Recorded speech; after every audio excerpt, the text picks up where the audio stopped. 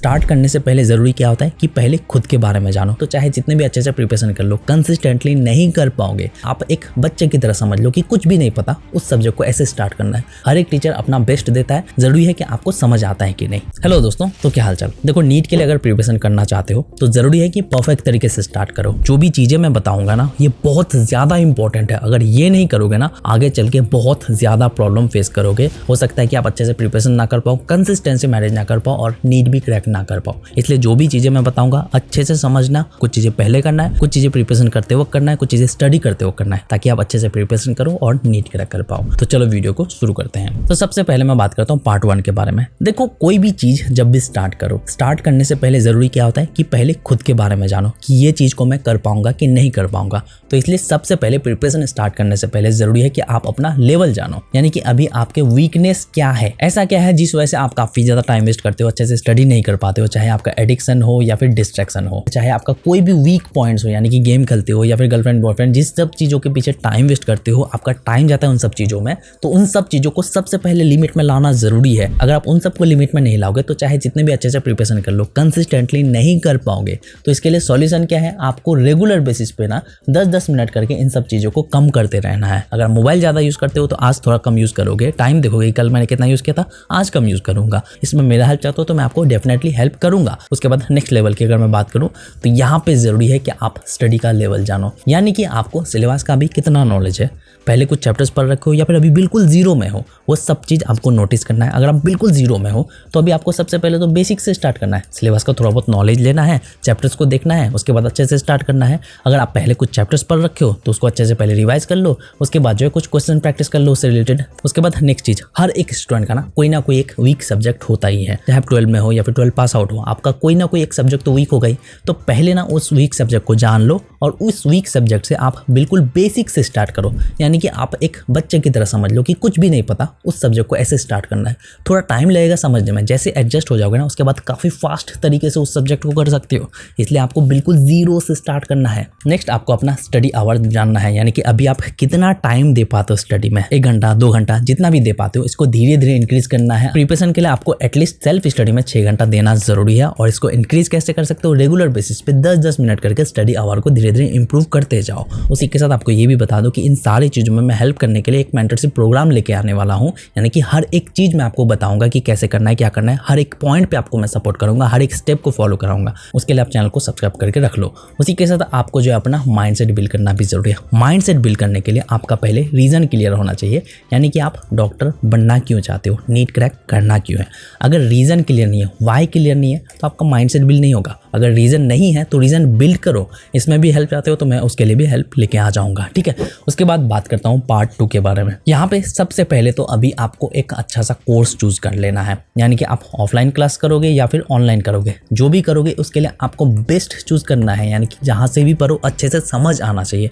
इसके लिए आप कैसे बेस्ट चूज कर सकते हो। जो भी कोर्स ज्वाइन करने वाले हो उसके बारे में पहले डिटेल्स जान लो, यानी कि उसमें आपको क्या क्या मिलने वाले हैं, कौन टीचर्स पढ़ाने वाले हैं उसमें। तो जो भी टीचर्स पढ़ाने वाले हैं उन टीचर से रिलेटेड 1-2 लेक्चर देख लो, डेमो देख लो। यूट्यूब में उन सब टीचर से रिलेटेड आपको बहुत सारे वीडियोस मिल जाएगा। उस टीचर का आप नाम सर्च करोगे और उस टीचर से रिलेटेड एक सब्जेक्ट का एक लेक्चर देख लोगे। उसी के साथ हर एक टीचर से रिलेटेड लेक्चर देख लोगे। जो टीचर से आपको अच्छे से समझ आता है, मतलब वही टीचर आपके लिए बेस्ट है, वहां से कर सकते हो। मान लेता हूँ कि आप एक कोर्स ज्वाइन करते हो, वहां से 2 टीचर से अच्छे से समझ में आता है लेकिन एक टीचर से समझ नहीं आता है, तब क्या करोगे। ऐसा हर कोर्स में हो रहा है, तो उस कोर्स से उन 2 टीचर से पढ़ लोगे और एक सब्जेक्ट के लिए आप कहीं और से हेल्प ले सकते हो, किसी और क्लासेस को भी ज्वाइन कर सकते हो या फिर यूट्यूब से भी आप फ्री ऑफ कॉस्ट पढ़ सकते हो। हर एक टीचर अपना बेस्ट देता है, जरूरी है कि आपको समझ आता है कि नहीं। उसके बाद आप जब भी पढ़ो, जो भी चैप्टर पढ़ो, हर एक चैप्टर के हर एक पेज कंप्लीट करने के बाद आपको क्वेश्चन प्रैक्टिस करना जरूरी है, ताकि समझ में आए कि इस पेज को मैंने जो पढ़ा अच्छे से क्लियर हुआ है कि नहीं। आपको हाई क्वालिटी क्वेश्चन प्रैक्टिस करना है, आपको टेस्ट वगैरह अटेम्प्ट करना जरूरी है कुछ टाइम बाद, और PYQs को भी अच्छे से करना जरूरी है। तो इन सब के लिए सॉल्यूशन मैं आपको अभी बता देता हूँ। यहाँ पे ना नीट प्रेप एसेंशियल की तरफ से NCERT अभ्यास बैच फॉर नीट 2025 लॉन्च किया गया है,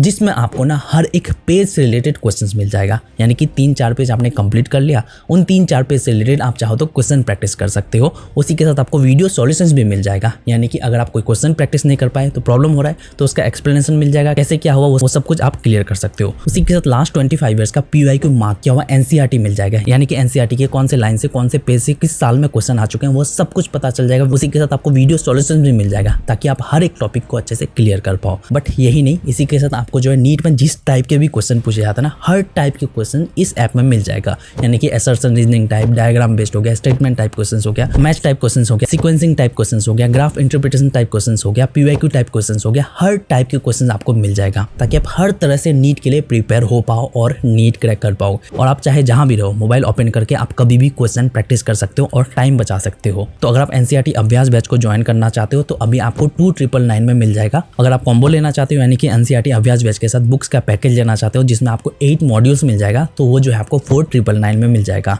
उसी के साथ आपको जो PYQ मार्क किया हुआ NCERT जो है एक्स्ट्रा करके मिल जाएगा। तो अगर आप नीट के लिए अच्छे से प्रिपेयर होना चाहते हो तो इसका सब्सक्रिप्शन तो आपको लेना ही लेना है। तो लिंक मैं आपको डिस्क्रिप्शन में दे दूंगा, वहां पे जाके चेकआउट कर सकते हो। ठीक है, तो चलो वीडियो में आगे बढ़ते हैं। अब मैं बात करता हूँ पार्ट 3 के बारे में। देखो यहाँ पे सबसे पहले तो NCERT आपको तो रीडिंग मारना ही है, बट NCERT आपको एटलीस्ट 3 टाइम्स तो पूरा रीडिंग मारना ही है, डिटेल रिवीजन। उसी के साथ आप जितना बार रीडिंग मार पाओ उतना बेटर है पूरे प्रिपरेशन जर्नी में। यहाँ पे रीडिंग मारने का तरीका क्या होने वाला है, सबसे पहले तो जब भी आप कोई भी लाइन पढ़ो, कुछ भी पढ़ो, आपको जो है लाइन को अच्छे से हाईलाइट करना है। कोई लाइन अगर इंपॉर्टेंट लगे, उसी के साथ चाहो तो अंडरलाइन भी कर सकते हो। उसी के साथ अगर कोई पॉइंट एक्सप्लेन किया हुआ नहीं है तो आप स्टिकी नोट्स का भी यूज़ कर सकते हो एक्सप्लेन करने के लिए। इसके लिए डिटेल वीडियो लेके आ जाऊंगा, NCERT कैसे पढ़ना है पॉइंट टू पॉइंट आपको समझा दूंगा, उसको देख लेना। और ये भी ध्यान रहे कि आपको रेगुलर बेसिस पे 10 से 15 पेज तो किसी भी हाल में कंप्लीट करना ही है NCERT से, और उससे रिलेटेड क्वेश्चन प्रैक्टिस करना है, जो कि आप NCERT अभ्यास बैच से कर सकते हो। उसी के साथ आपको जो है नोट्स जो कि बनाना ही है।